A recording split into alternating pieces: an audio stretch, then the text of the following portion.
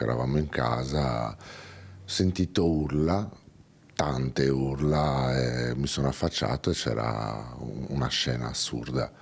C'era una trentina di persone, 20-30 persone in mezzo alla strada che si menavano, lanciavano oggetti, urla, poi hanno iniziato a gridare così lo ammazzano, così muore, sangue. Sono ancora scossi i residenti di via Tempio Votivo a Ponte della Priula dopo il capodanno ad alta tensione vissuto nei pressi della stazione dei treni con un aggressore ancora a piede libero ma che potrebbe avere le ore contate. Il cerchio si starebbe stringendo su un giovane uomo di origini nordafricane. Con i carabinieri che hanno raccolto diverse testimonianze e passato al setaccio le immagini di alcuni sistemi di videosorveglianza privati. Si stanno così ricostruendo le fasi che hanno portato allo sfregio di un 18enne italiano di seconda generazione residente a Montebelluna, colpito prima all'orecchio poi in pieno volto con un coccio di bottiglia usato come fendente. Siamo usciti perché questo ragazzo urlavano che stava morendo, quindi ci siamo avvicinati, abbiamo chiamato un'ambulanza,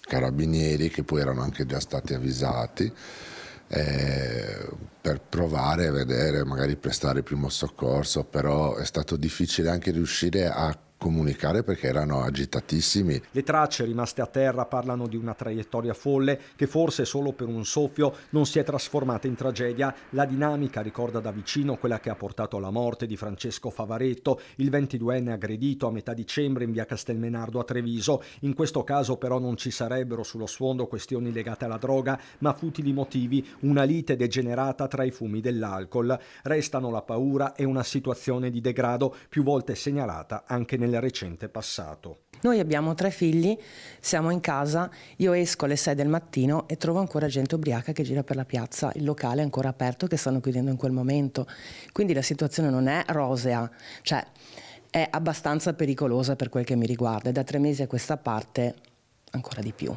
Esasperazione di cui si vuole fare carico l'amministrazione comunale, questa la prima mossa. Noi abbiamo già contattato in maniera informale il gestore e prossimamente lo convocheremo per cercare di capire quali azioni mettere in campo tutti insieme per contrastare questi fenomeni ai quali noi non eravamo assolutamente abituati e che vogliamo respingere con forza.